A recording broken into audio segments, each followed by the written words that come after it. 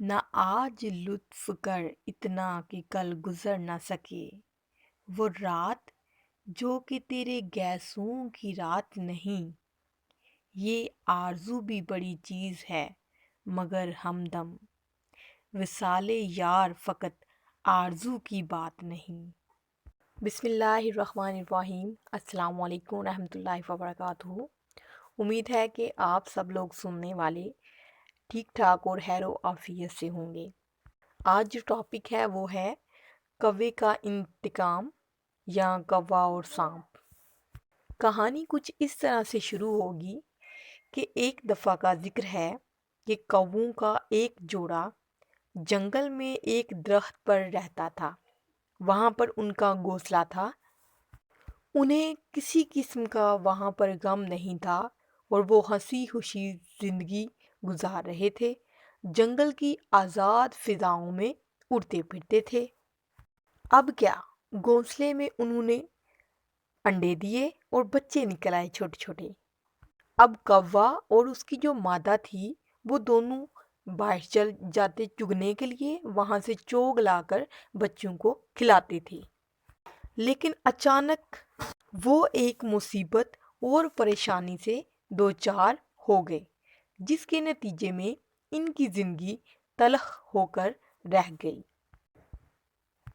ہوا یوں کہ اسی درخت کی جڑوں میں ایک نہایت زہریلا سانپ رہتا تھا۔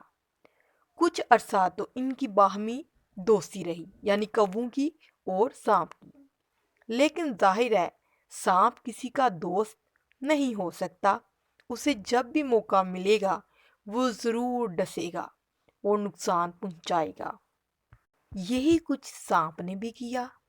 ایک دن جب کووں کا جوڑا کہیں دور سیر کے لیے چوگ چگنے نکل گیا تو سانپ نے کیا کیا کہ اس موقع کو غنیمت سمجھا اور چپکے سے درخت پر چڑھ گیا اور وہ ظالم اور بے رحم کووں کے تمام بچے کھا گیا۔ جب وہ جوڑا واپس آیا اپنے گھونسلے میں انہوں نے دیکھا اور اس کو خالی پایا، بچے غائب تھے۔ ان کی آنکھوں کے سامنے اندھیرا چھا گیا اور وہ پیٹ کر رہ گئے۔ انہوں نے فوراً بھانپ لیا کہ یہ کارستانی سانپ کی ہی ہو سکتی ہے۔ کوا جو ہے وہ فرتے جذبات سے بھڑک اٹھا اور انتقام کا سوچنے لگا۔ جو اس کی مادہ ہے اس نے کہا کہ ہم سانپ کا مقابلہ نہیں کر سکتے۔ مادہ نے مشورہ دیا، ہم اس صورت میں محفوظ رہ سکتے ہیں کہ اس درخت کو چھوڑ دیں اور کہیں دور جا بسیں۔ لیکن کوا نہ مانا۔ اس کے سینے میں انتقام کی آگ بھڑک رہی تھی۔ وہ ہر صورت سانپ سے اپنے بچوں کا بدلہ لینا چاہتا تھا۔ وہ اس کے لیے تدبیریں سوچنے لگا۔ آخرکار اس کو ایک تدبیر سوجھ ہی گئی۔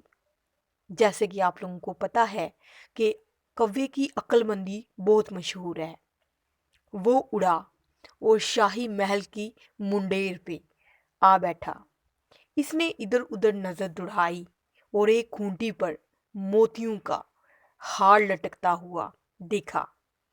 اس نے وہ ہار اپنے پنجوں میں دبایا اور محل کی منڈیر پر آ بیٹھا تاکہ محل والے آگاہ ہو جائیں۔ اسی دوران وہاں پر بہت سے کوے جمع ہو چکے تھے۔ انہوں نے کائیں کائیں کے شور سے آسمان سر پر اٹھا لیا۔ اب پیادے کوے کے پیچھے بھاگے تاکہ اس سے ہار چھین سکے۔ پیادوں نے سارا ماجرا دیکھ لیا۔ وہ کوے کے پیچھے دوڑے۔ کوا اڑا اور اپنے درخت پر جا بیٹھا۔ اس نے دیکھا سانپ مستی میں جھوم رہا تھا۔ کوے کو دیکھ کر اور بھی پھنکارنے لگا۔ کوے نے بڑی صفائی، ہوشیاری اور ہنرمندی سے ہار جو تھا وہ سانپ کے پھن میں ڈال دیا۔ سانپ باغ باغ ہو گیا۔ وہ ہار پہن کر خوشی سے پھولا نہ سماتا تھا، لیکن اسے کیا خبر تھی کہ یہی ہار اس کی ہلاکت کا سبب بننے والا ہے۔ اتنے میں پیادے بھی وہاں جمع ہو گئے۔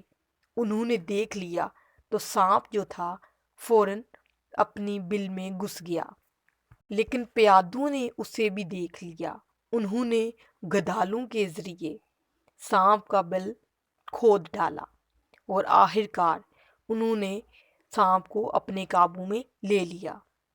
انہوں نے سانپ کو مار ڈالا اور ہار واپس محل میں لے گئے، اسے بادشاہ کی خدمت میں پیش کر دیا۔